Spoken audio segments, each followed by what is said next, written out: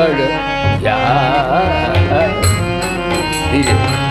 सोई गुण से सोई बढ़ जाता, राम चरण जाकर श्री राम जय राम, श्री राम जय राम, जय जय राम श्री राम। नीति नुपुण सोई परम दयाल,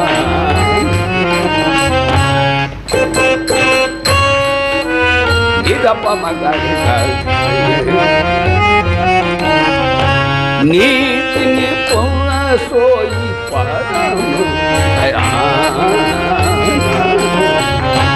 श्रुति सिद्धांत निकट जान, सोई कवि कोविद सोई रणधीर, सोई कवि कोविद सोई रणधीर, ओ छल ठाणी बदिय। श्री राम जय राम, जय जय राम श्री राम। धन्य घड़ी जब होय सत्संग, धन्य घड़ी जब होय सत्संग, बिना ही प्रयास होय भवभंग।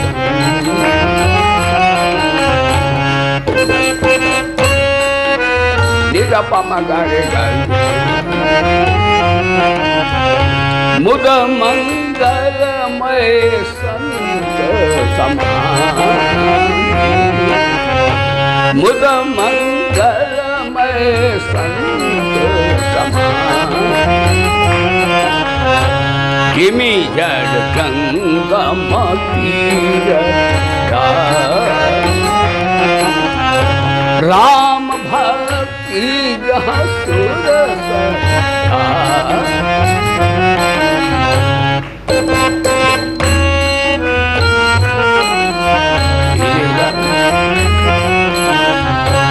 सरसई ब्रह्म विचार विधि निषेधमय कलिमल, विधि निषेधमय कलिमल,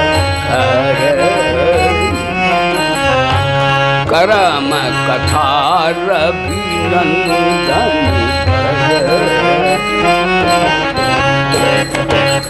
श्री राम जय राम, जय जय राम श्री राम, जय राम जय, बोलो श्री राम जय राम जय।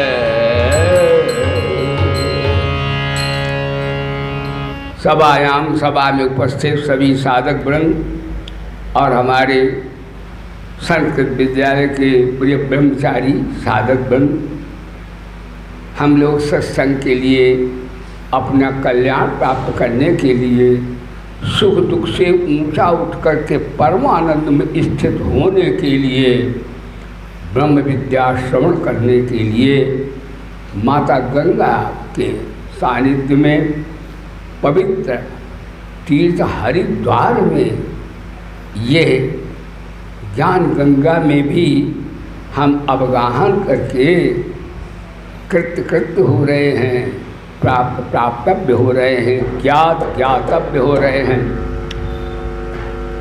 ध्यान दीजिए, सत्संग की महिमा तो बड़ी गाई है महापुरुषों ने, वेदों में सत्संग की बड़ी महिमा है और श्रीमद् भगवद गीता में भगवान के बड़ी ज्ञान की महिमा, सत्संग की महिमा। रामायण में तो आपने सुना ही बिना। हाँ, सबई ओय सब भंग संतय भंगा, जब उपाल करिए सत्संगा।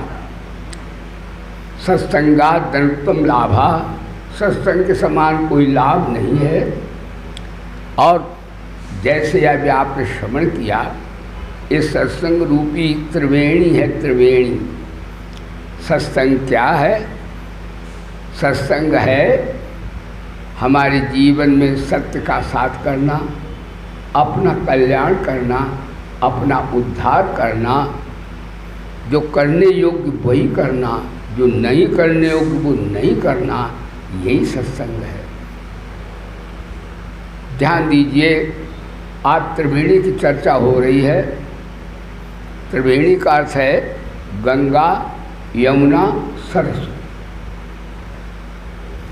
गंगा भक्ति के प्रतीक है, यमुना कर्म के प्रतीक है, सरस्वती ज्ञान के प्रतीक है। अभी तक आप जितने श्रवण कर रहे हैं सत्संग, उनमें तीनों को मिलाकर के सत्संग हो रहा है। यानी यमुना क्या है? कर्मयोग समझ लो, कर्तव्य परायणता समझ लो। और गंगा क्या है? राम भक्ति जहाँ सुरसज धारा, यानी भगवान की भक्ति जो है, भक्ति से जो सत्संग होता है वो गंगा जी। और ज्ञान से, वेदांत से अविद्या की निवृत्ति होती है, वो सरस्वती है। उसमें बुद्धि के विवेक की प्रधानता, और भक्ति में भाव की प्रधानता, और कर्म योग में निष्कामता की प्रधानता। निष्काम कर्म करने से, हाँ महाराज, कैसे सत्संग हो जाता है? ध्यान देना, हमारा आपका जो जन्म मृत्यु का कारण क्या है, साधक को विचार करना चाहिए। तो गीता और वेदों में देहाध्यास को बताया है। सभी साधक, सब में भगवान बैठे, अच्छे में तो भगवान बैठे ही हैं, जो बुरे व्यक्ति उनमें भगवान बैठे। भगवान भले बुरे बनकर के ही तो लीला करते हैं, दैव असुर बनकर के ही तो अपना लीला दिखाते हैं। केवल देव ही बन जाए तो लीला कैसे होगी? लीला तो तब होगी जब धर्म हो, लेकिन अधर्म भी तो हो, तब पता चलता है कि अधर्म को छोड़ना है और धर्म का पालन करना है। तो कर्तव्य परायणता कहो, कर्मयोग कहो, एक ही बात है। यह भौतिक साधन कहो, एक ही बात है। और ज्ञान योग कहो, असंगता कहो, और आध्यात्मिकता कहो, एक ही बात है। और आस्तिकता कहो, भक्ति योग कहो, प्रेम योग कहो, एक ही बात। और तीनों एक साथ सत्संग करो तो भी सत्संग है। कर्मयोग से, कर्मयोग में सेवा की प्रधानता है, तो निष्काम भाव से समाज की सेवा कर दो, उससे भी अहंता ममता खत्म हो जाती, शुद्ध हो जाती। और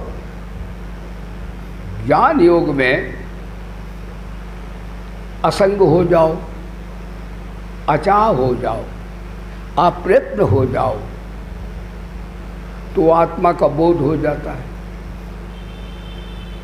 और भक्ति योग में परमात्मा को अपना मान लो, परमात्मा की शरण हो जाओ, परमात्मा से प्रेम निष्काम भाव का करो, तो ये महाराज भक्ति योग से सत्संग हो गया। तीनों का फल एक ही होगा। कर्मयोग से अहंता ममता शुद्ध हो जाएगी,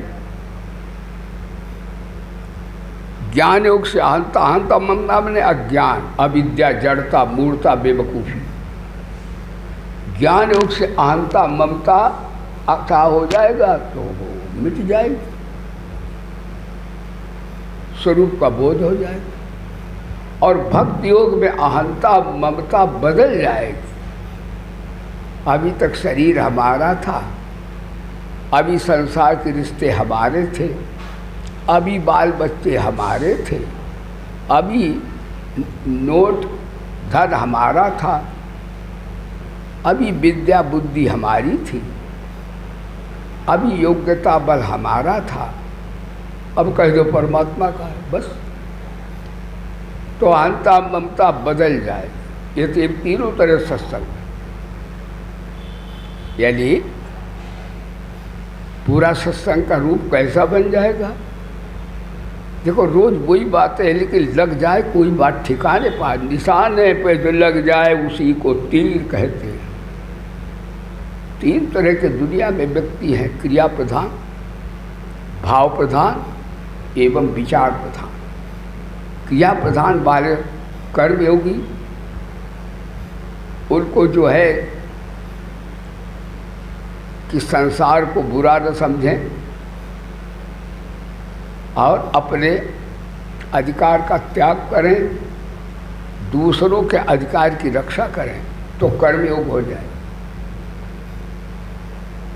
किसी को बुरा चाहे बुरा जाए, बुराई रहित हो जाए तो कर्म सिद्ध हो जाएगा।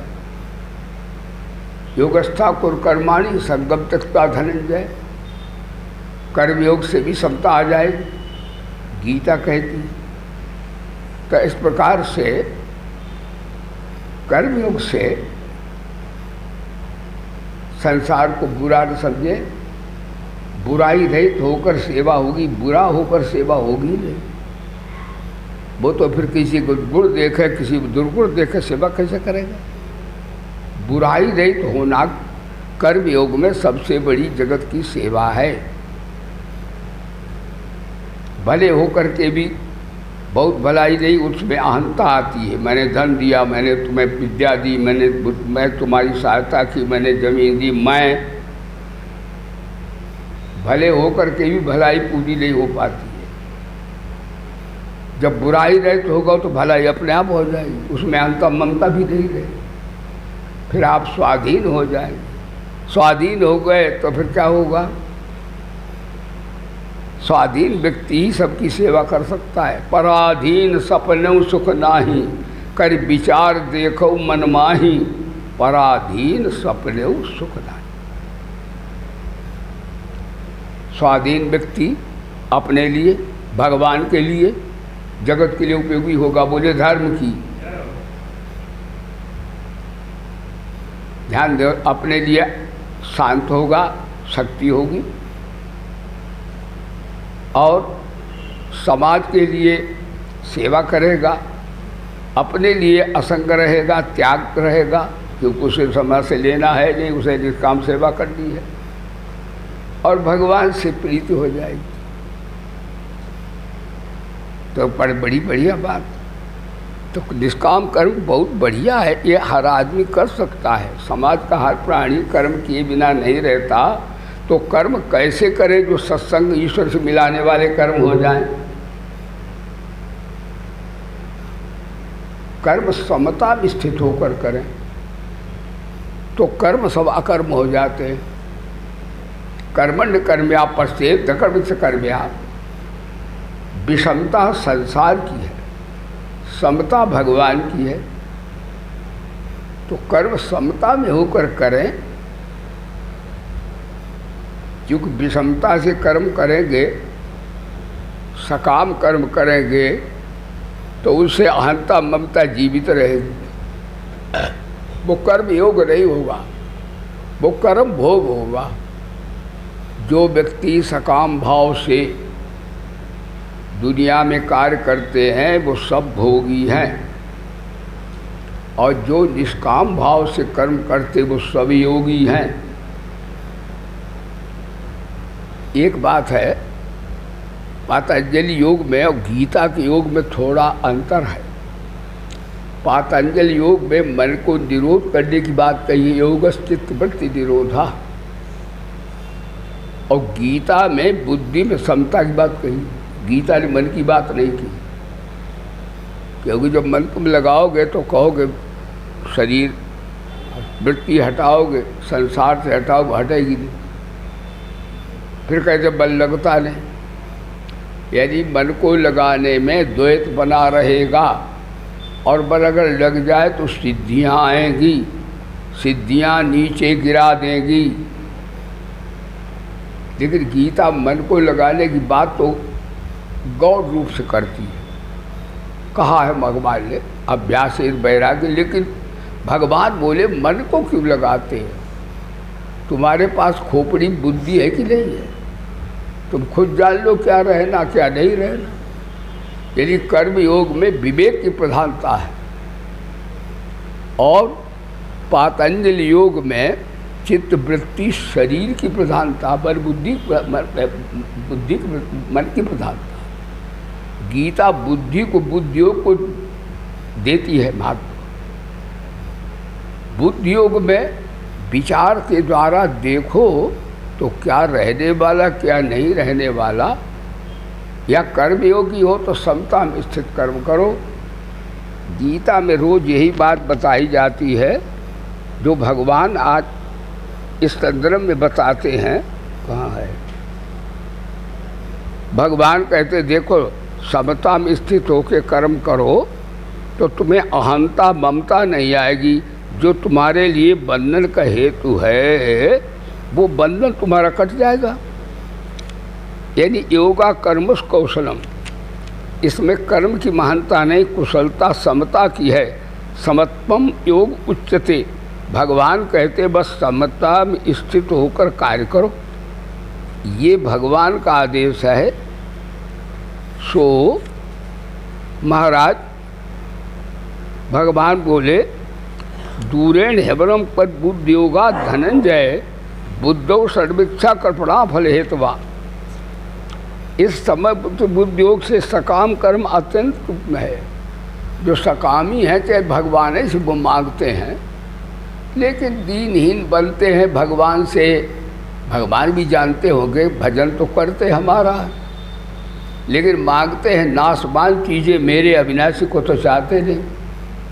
खैर सकाम भाव को भी भगवान देते हैं। इसमें प्यारे सज्जनों भगवान का सकाम भाव से भजन करना बहुत तो नहीं है, क्योंकि उसमें मुक्ति नहीं हो पाएगी। भगवान वो चीज़ें दे, भगवान उसमें दोष भी नहीं है। हम भगवान से जैसा मांगेंगे भगवान वैसा दे देते हैं। वो तो कहते ये था माम प्रपद्यन्ते ताज थे भजा में, जो मेरे को जैसा भजता मैं उसको वैसा ही फल देता हूँ। हरि ज्ञान चर्चा सुनाती है गीता, हरि ज्ञान चर्चा सुनाती है, और द्वयी द्वैत बुद्धि भगाती है गीता, द्वयी द्वैत बुद्धि भगाती है। हरि ज्ञान चर्चा सुनाती है गीता, हरि ज्ञान सुनाती है गीता, द्वयी द्वैत बुद्धि भगाती है गीता, हरि से सभी को मिलाती है गीता। ध्यान दीजिएगा, इसलिए भगवान बुद्धि योग में समता की बात कर रहे हैं। योग में चित्तवृत्ति निरोध होता है, असंप्रज्ञात समाधि होती है, लेकिन गीता बोध मानती है, समता को मानती है। गीता माता कहना जब तुम्हारे जीवन में समता आ गई तो तुम्हारे जितने जप तप ध्यान धारणा सब सिद्ध हो गए, फिर तुम्हें कुछ करना धरना नहीं है। समता में स्थित होकर के कर्म सब भूल जाते हैं, उनको उनमें शक्ति नहीं जो आपको स्वर्ग दें नरक दें या मनुष्य शरीर दें। कर्मजम बुद्धियुक्ता ही फलम त्यक्ता मनीषिणा जन्म बंध विनिर्मुक्ता अनामयम पदम गच्छन्ति। आप समझते हो कि महाराज हमें तो धन भी चाहिए, हमें पुत्र चाहिए, हम तो सकाम वाले घाटे में रहेंगे, और तुम निष्काम भजन करो तो क्या पुत्र नहीं देंगे भगवान? तो क्या धन नहीं देंगे भगवान? तब और ज़्यादा देंगे। मैंने देखा है लोक में भी, इसका एक्सपेरिमेंट करो। जैसे एक माता पिता के 2 बच्चे हों और एक सकामी हो, वो माता की खोपड़ी खाता रहे, चटुआला रबड़ीला बर्फीला, और आज पुआ खिला, आज मक्खन खिला, आज पूरी खिला, तो माता तो खिलाएगी। लेकिन कहेगी ये बेईमान रात दिन खोपड़ी खाता है। यानी सकाम भाव से माता पिता भी खुद ज़्यादा नहीं होते। और एक बेटा ऐसा है कि माता ने जो पिघला दिया, बेटा ले रोटी खा ले, सब्जी खा ले, और वो बेटा उसी में मस्त है। कहते माँ बस बस, बड़ा आनंद, बहुत ठीक बहुत ठीक। माता कहेगी यही मेरा बेटा साधु है, और ये पेटू लपेटू। तो सकाम भाव वाला घर में भी अच्छा नहीं लगता है, माता पिता को भी अच्छा है, तो परम पिता को ऐसे अच्छा लगेगा, बताओ। इसलिए गीता कहती कर्मजम बुद्धियुक्ता फलम त्यक्ता मनीषिणा। अच्छा एक बात, माता से बच्चा ना भी मांगे, इन्हीं निष्काम भाव की बात का, योग की बात सत्संग है आज। अगर निष्काम भाव से वो ना भी मांगे तो भी तो माँ खिलाती है। माँ तो इतना होती है, उसकी आत्मीयता होती पुत्र में कि जब बच्चा छोटा होता बोलता नहीं है तो कभी कभी बच्चे को हम गोद ले ले, छोटा बच्चा माता दे देती है, उस बच्चा खिलाते हैं, देखे बच्चा भैया बच्चा भगवान का रूप है। लेकिन माताएं क्या कहती, अरे गुरु जी वो टट्टी कर दे वाला देखो, वो जान जाती है, तुरंत ले लेंगे कोई टट्टी कर देगा वो, और बाकी में टट्टी करता है वो। यदि कितना माँ जानती बच्चे की अंतर्भावना को। और भगवान तो माता की माँ है, तो तुम निष्काम भजन करो तो क्या तुम्हें नोट वोट नहीं देंगे, वो ज़्यादा देंगे और अज्ञान अविद्या की निवृत्ति कर देंगे। यदि सकाम भाव वाला दीन है, दुखी है, इसका अर्थ मैं ये नहीं कहता हूँ सकाम भाव से आप जप नहीं करो, तप नहीं करो, कीर्तन नहीं करो, भजन नहीं करो, करो खूब, लेकिन भगवान से कहो भगवान अभी हमारी आसक्ति शरीर से, धन से और शक्ति से किसी से छूटी नहीं है, कृपा करके भगवान हमें छुड़ा दो। तो सकाम भाव वाले को भी भगवान छुड़ा देते हैं। भगवान गीता में कहा है और मैंने संतों से सुना है, अच्छे संतों से, जब तुम निष्काम भजन करते हो तो भगवान मदद करते हैं, सहायता करते हैं। सकाम वाले में तो वो दे देते जो मांगते हो सो, और सकाम निष्काम भाव वाले को तो भगवान वो वस्तुएं भी दे देते हैं, अपना भी दे दे। कितना नफ़ा है। लोग कहते हैं सकाम निष्काम करेंगे, उनको हम समझा रहे हैं कि उसमें ज़्यादा लाभ होता है। ध्यान दीजिएगा। तो भगवान बोले योगस्था कुरकर्माण, तो कह दिया भगवान ने, लेकिन कहते सकाम कर्म वाले दुनिया वेदों में आता है, भांति भांति के फलों की संकल्प कर आप सिद्धि करवाते हैं, और कहते हैं इस प्रकार से जो मोह रूपी कलिमल पड़े हैं, मोह माने जो धन को, बेटा बेटी, परिवार को, समाज को, संबंधियों को, नाते रिश्तेदारों को, नोट बूट रोट को सत्य मानते हैं, ये मोह कलिल वाले हैं।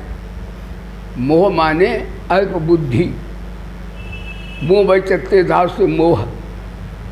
तो भगवान बोले जो इनको सत्य मानते हैं वे मोह कलिल में दलदल फंसे हैं, सकाम भाव काले दीन हैं, दुखी हैं। धन ही नहीं मिल जाए तो अहंकार होता है, और घाटा पड़ जाए तो रोते भी दीन बन जाते हैं। सकाम भाव वाला बिना रोए बचेगा ही नहीं, कितना भगवान दे दें रोएगा जरूर वो। तो इस प्रकार नानक दुखिया सब संसार। तो भगवान बोले ये मोह रूपी कल बुद्धि रूपी दलदल को तर जाएंगे, और तू सुना जो तूने अभी तक है, असंगता विवेक वैराग्य भी आपने सुना, ज्ञान योग भी सुना, अभी तक आपने भक्तियोग की बातें सुनी, अभी तक कर्मयोग की चर्चा की। तो भगवान बोले जो सकाम भाव से श्रुति में है उनको वो उल्लंघन कर जाता है, और कहते हैं महाराज वो व्यक्ति स्थित हो जाता है, और उसकी बुद्धि जो है वो महाराज परमात्मा को नित्य संयोग उसका हो जाता है। अब अर्जुन ने पूछा महाराज एक बात बताओ, स्थिर बुद्धि की बात है, अभी वह समय है स्थिर बुद्धि। अब यह प्रसंग बदल रहा। आज अर्जुन पूछेगा कि परमात्मा को प्राप्त व्यक्ति हो गया, उसकी पहचान क्या है। अभी तक आपने कर्मयोग ज्ञान योग सबका सुना है, लेकिन यहाँ प्रसंग चूँकि कर्मयोग का चल रहा था, इसलिए अर्जुन ने प्रश्न किया, स्थित प्रज्ञस्य का भाषा समाधिस्थस्य केशव स्थित धी किम प्रभासेत किमासीत ब्रजेत किम। अर्जुन का समाधि माने स्थित समाधि का अर्थ है समाधि वो योग वाली नहीं, ध्यान वाली। सम आदि, सम कहते ब्रह्म में जो बैठ गया, परमात्मा जिसे मिल गया, उसकी क्या पहचान है, ये बता रहे। स्थित प्रज्ञस्य का भाषा समाधिस्थ केशव स्थित दीकम से कहते स्थिर बुद्धि पुरुष का क्या लक्षण है, लक्षण बताओ। वो स्थिर बुद्धि पुरुष कैसे बोलता है, यानी बाकी वाणी कैसे निकलती पहले बताओ। यदि आदमी जान लो ऐसे बोले समझो प्रसिद्ध पुरुष है ही। हाँ, इसकी पहचान है। गीता एक साइंस है, आध्यात्मिक विज्ञान है ये, कैसे बोलता है और कैसे बैठता है। लो, बैठने से पहचान लो। आदमी को गीता कहती खाने पीने से, बैठने से, बोलने से पहचान लो कि ये भगवत प्राप्त पुरुष है कि नहीं है। अगर ऐसे हम लोग लक्षण धारण कर लें तो अभी भगवत प्राप्त हो जाए। बोले गीता माता की हरि ज्ञान चर्चा सुनाते हैं, गीता हरि ज्ञान चर्चा सुनाते हैं, गीता दुई द्वैत बुद्धि भगाते हैं, गीता दुई द्वैत बुद्धि भगाते हैं, गीता हरि ज्ञान चर्चा सुनाते हैं, गीता हरि ज्ञान सुनाते हैं, गीता द्वैत बुद्धि भगाते हैं, गीता हरे जय सभी को मिलाती। तो कहा सुनो भैया, स्थित प्रज्ञस्य का भाषा समाधिस्थस्थ केशव स्थित धी किम प्रभासेत किमासीत ब्रजेत किम। तो स्थिर बुद्धि जो परमात्मा को प्राप्त हो गया है, देखो गीता में बुद्धि की बड़ी महिमा गाई। बोले गीता माता की, बोले वेद भगवान की। देखो एक सत्संग की बात कहें, एक जगह सत्संग हो रहा था, सर्वधर्म सम्मेलन। तो वहाँ मुस्लिम भाई जो हैं, वे सभी भाई, निंदा किसी की नहीं है, लेकिन भेद क्या है वो देखिए सनातन धर्म में और इन विचारों में। वे ठीक हैं, वे भी महात्माओं के विचार हैं और उनको भी पालन करें। कुरान में बताया कि ईमान बढ़िया हो, मुसलमान बढ़िया, ईमान ठीक है भैया।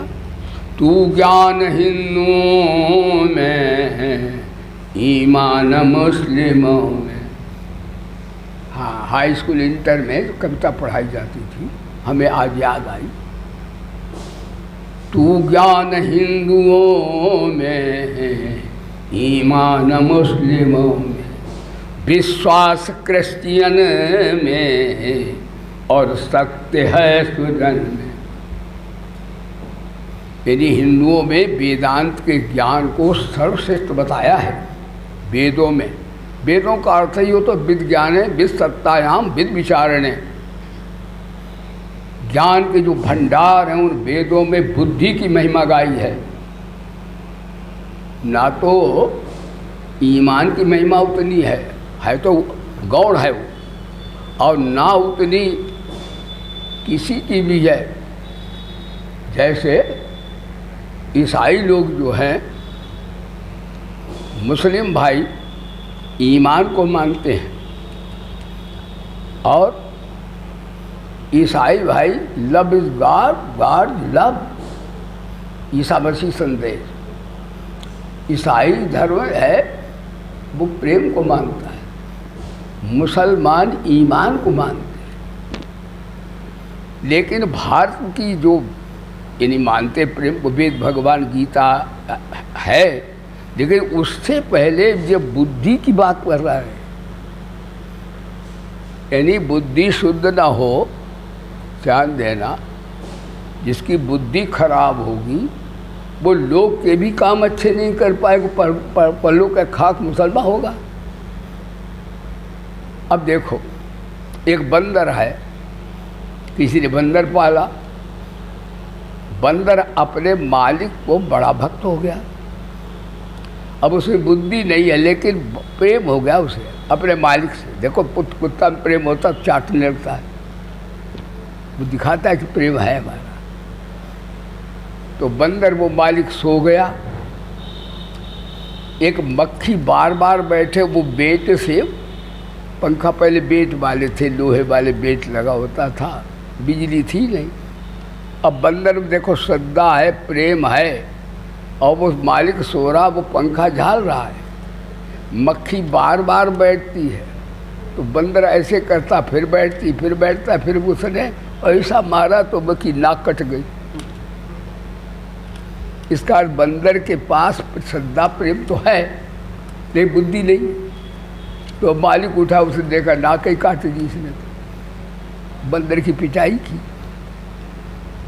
इसी तरह ईमान, यदि प्रेम प्रधान गट लाभ लब, देखो सनातन धर्म इनमें अंतर क्या, तुम सब वक्ता बनो, ध्यान दो। और मुस्लिम धर्म ईमान प्रधान है, ध्यान दीजिए। तो ईमान, जिसकी बुद्धि शुद्ध न होगी उस बेईमान का ईमान भी तो नहीं ठीक होगा। इसलिए सनातन धर्म में बुद्धि को शुद्ध होने का विधान है, क्योंकि बुद्धि जिसकी बढ़िया होगी उसका लोक भी, लौकिक कार्य भी अच्छे होंगे। और बुद्धि शुद्ध बढ़िया हुई तो उसके अंदर प्यार भी होगा, विचार भी होगा, उसका ईमान भी बढ़िया होगा। इसलिए सनातन धर्म में बुद्धि को शुद्ध करने का सबसे बड़ा वेद माता का ये उद्घोष है, ओम भूर्भुवः स्वः तत्सवितुर्वरेण्यं भर्गो देवस्य धीमहि धियो यो नः प्रचोदयात्। हे परमात्मा, मेरी बुद्धि को शुद्ध कर दो, सत्यकार में, ईश्वर में मेरी बुद्धि को लगा दो। कितनी बढ़िया बात। यानी बुद्धि का शुद्ध होना इतना बड़ा कार्य है जिसकी क्षमता किसी भी कार्य से नहीं हो सकती। इसलिए भगवान बोले, अर्जुन बोला स्थित प्रज्ञ का भाषा, जिसकी बुद्धि बढ़िया है, समता में है, विषमता में नहीं है, और समाधि मैंने ईश्वर को प्राप्त कर लिया उसने है। समाधिस्थ के समाधि वाले, यहाँ समाधि वो नहीं है योग वाली, समाधि का तो समाधि, सम परमात्मा को चले, क्योंकि गीता में सम परमात्मा को कहा है निर्दोषम, 5वां में निर्दोषम सम ब्रह्म तस्मात् ब्रह्मते स्थिता। तो समाधिस्थ केशवा स्थिति किम प्रभासेत किमासीत ब्रियेत किम, वो कैसे बैठता है, कैसे चलता है और कैसे बोलता है, इस प्रकार का भगवान ने स्थित प्रज्ञ, बड़ा चैप्टर बढ़िया है गीता का। इसमें भगवान पहचान बताएंगे कि तुमको भगवत प्राप्ति हुई, अभी तुम्हारी बुद्धि ठीक है, मेन स्विच की नहीं, अभी अपने ऊपर उतारिए इसे। भगवान उत्तर देने लगे, सुनो अर्जुन, प्रजहात यदा कामान सर्वान् पार्थ मनोगतान आत्मन्यवात्मना तुष्ट स्थित प्रज्ञस्थ दोच्यते। हे अर्जुन, जिस काल में पुरुष मन में स्थित संपूर्ण कामनाओं का भली भांति त्याग कर देता है, विजय नारायण नारायण नारायण, भली भांति त्याग कर देता है, मिश्री दे दिया करो, हाँ, भली भांति त्याग कर देता है, तो भगवान बोले और आत्मा से, आत्मा में ही संतुष्ट रहता है, उस काल में वो स्थित प्रज्ञ कहा जाता है। यदि उसकी बुद्धि जो है विशुद्ध हो गई है, दिसंबरा प्रज्ञा उसे प्राप्त हुई है, ये सिद्ध पुरुष का लक्षण है, और आत्मा से आत्मा में ही संतुष्ट रहता है। यस्तात्मनिवसादाप्त प्रस्थ मानवा आत्मनिप्त संतुष्ट कार्य न विद्यते। भगवान गीता में कहते हैं जो आत्मा में ही संतुष्ट है, आत्मा में रत है, आत्मा में ही संतुष्ट है, आत्मा में ही जिसकी रति है, आत्मा में जिसकी संतुष्टि है, आत्मा में जिसकी ये प्राप्ति जितनी भी है, ये जब आत्मा से आत्मा में वो तृप्त रहता है तो वो सिद्ध पुरुष कहा जाता है, भगवत प्राप्त पुरुष है। बोले गीता माता की। अब देखो रति किनमें होती है, यानी इसका निष्काम भाव से जिसकी बुद्धि ठीक नहीं है, उसमें बताया है वो जंतु बताया, जिसके अंदर वासनाएं कामनाएं भरी हैं, वह जंतु है। और गीता में उसे मनुष्य बताए नहीं भगवान। क्या बताया? अज्ञानेनावृतम ज्ञानम तेन मुह्यन्ति जंतवः। वो जंतु है जो रात दिन पैसा पेट खाना पीना जमीन जायदाद संपत्ति लगे हैं दास बान में, और उन्होंने अपने सच्चिदानंद स्वरूप को भुला दिया है। ये व्यक्ति भगवान ने गीता में जंतु बताए हैं। मोह से जिनका अंतःकरण अभिभूत है, भी जंतवा शब्द है। मनुष्य है ही नहीं, आकृति तो मनुष्य की है, परंतु वो वास्तव में जंतु का जंतु मद आता हुआ खा लिया, मन आया तो सो गया, मन आया ऐसे बुरी कर रहे हैं। और बल्कि आप मनुष्य से भी पशु से भी वो खतरनाक हैं। यदि ऐसे हैं शरीर संसार धन संपत्ति को सत्य मानने वाले, तो वे महायुद्ध भी कर देते हैं। देखो वो सुपर पावर के दुनिया को डाल रहा है। जमीन चाहिए, धन चाहिए, शासन चाहिए। ये कौन है? ये तो जंतु पशु से भी गए बीते हैं, जो कि नाशवान के लिए आत्मा का भी अपना हनन करने को आत्महत्या रहे हैं। इसलिए भगवान ने जंतु कहा। जंतवा शब्द गीता में अज्ञानेनावृतम। इसका अर्थ भाई बहनों जो सुन रहे ब्रह्म विद्या, वो मैं नहीं कहता हूँ कि धन को तुम पानी में डाल दो, बाल बच्चे फेंक दो खड्डे में और तुम भी कहीं गिर जाओ। इसका अर्थ ये नहीं है। इसका अर्थ ये है कि खूब अन्न धन पैदा करो और अहंता ममता छोड़ कर करो, तो तुम्हारा बाल बच्चे भी तुम्हारे फिर योग बन जाएंगे, वो धन भी योग बन जाएगा, वो शरीर संसार सब योग बन जाएगा। और तुम अपना मान करो तो भोग बन जाएगा, और सकाम भाव से करो तो भोग बन जाएगा, निष्काम भाव से करो तो योग बन जाएगा। अब तो डिपेंड ऑन योर चॉइस, आपकी इच्छा वैसा करो, लेकिन मानोगे नहीं, सकामी भाव से करोगे। मेरा रहना है, हाँ धोना नहीं अपने को। इसलिए गीता कहती है पदार्थ तो रति होती है, एक रति होती, एक तुष्टि होती, एक संतुष्टि होती है। तो गीता कहती है आत्मदेव संतुष्ट, जो आत्मा में स्थित है उसके लिए कोई जप नहीं, कोई तप नहीं, कोई साधन फिर नहीं, तो उसके सब जप तप सब सिद्ध हो गए। और समता में स्थित है तो वो साक्षात परमात्मा का रूप है, और उसने सारे संसार को जीत लिया। वाह जी वाह, कितनी बढ़िया बात कहते हैं। उसने बम नहीं चलाई, कांटे नहीं चलाए, भाले नहीं चलाए, गोली नहीं चलाई, दुनिया जीत ली। वाह, यह प्रज्ञा सर्गो एक साथ। इसका अर्थ है जितने साधक सुन रहे हो, काम सब करो, धन खूब पैदा करो, अन्न खूब पैदा करो, सब बढ़िया प्रगति करो, लेकिन निष्काम भाव से करो, समता में स्थित होकर करो, तो तुम भी परमात्मा जैसे हो जाओ। कितनी बढ़िया बात। भगवान कैसे? भगवान दुनिया बनाते निष्काम भाव से बनाते।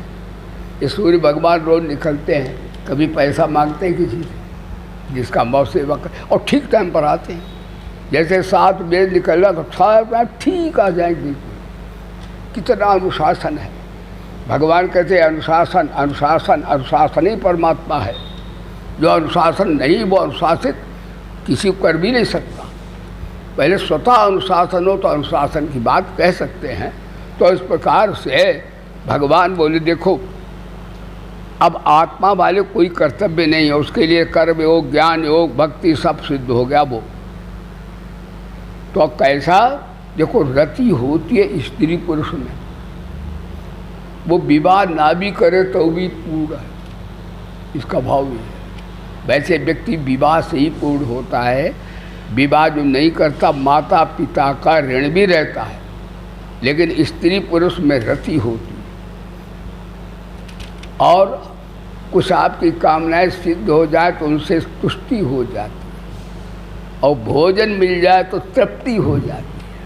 सिद्ध पुरुष को भोजन ना भी मिले तो भी मस्त है, विवाह ना हो तो भी मस्त है, रति भी ना तो भी मस्त है,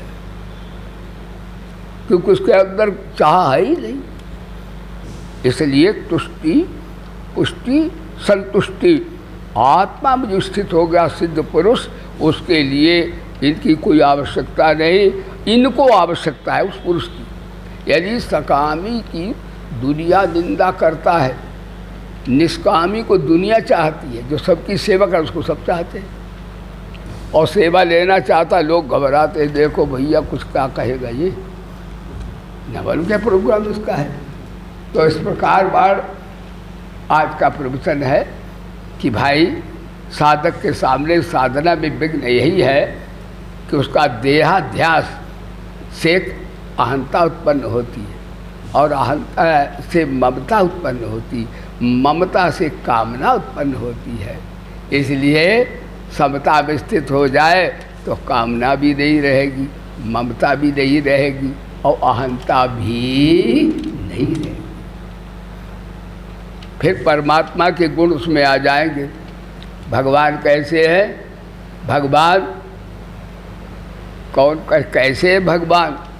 अरे भगवान जो है देखो, उनमें जो है स्वाधीन है भगवान, और प्रेम करते हैं भगवान, और अचाह है भगवान। तो आपके अंदर जो तीनों चीज़ें, आप अचाह भी हो जाएंगे, प्रेम भी सब सर्वत्र होगा, आपका स्वरूप का आपको बोध भी होगा, भगवान से प्रीति भी हो जाएगी, और संसार के लिए आप उपयोगी हो जाएंगे, आप भी परमात्मा जैसे ही हो जाएंगे। कितनी बढ़िया बात है। तो भगवान बोले हाँ प्रजात करवा आत्मस्त मानवा, फिर उसको चलता कैसे वो कल देखना, सिद्ध पुरुष कैसे चलता है इसका उत्तर आज भगवान कल देंगे। बोलिए गीता माता की, प्रेम से बोले कृष्णचंद्र भगवान की, बोलिए वेद भगवान की, प्रेम से बोले गायत्री माता की, गीता माता की, गौ माता की, गंगा माता की, भोले भारत माता की, भोले बाबा की। और भैया एक बात है, विश्व आज तामसा छन्न आसुरी प्रवृत्ति वालों के पास प्रवृत्ति शक्ति आई है। दुनिया का भगवान भला करें, सबको सद्बुद्धि दें। इसलिए अपना विचार है कि गायत्री माता की यज्ञ यहीं के लोगों से भीड़ भाड़ न हो, और विचार है कि विश्व का कल्याण हो, सबकी बुद्धि शुद्ध हो, और धर्म की विजय हो। इस हेतु भाई यज्ञ का भी आयोजन कर रहे हैं। यदि भाई सरकार भी मान्यता दे, ये भी बात है। अपने मन से कोई काम नहीं करना चाहिए। हमारी सरकार जो बोलती है वो हमारे भगवान बोलते हैं, हमको सबको उसको पालन करना चाहिए। इसलिए भाई संकल्प है, मेरे साथ जोर से जयकारा लगाइए। बोलिए वेद भगवान की, सर्वे भवन्तु सुखिना, सर्वे सन्तु निरामया, सर्वे भद्राणि पश्यन्तु, मां कश्चित् दुःख भाग् भवेत्। ओम शांति शांति। सद्गुरुदेव भगवान की जय।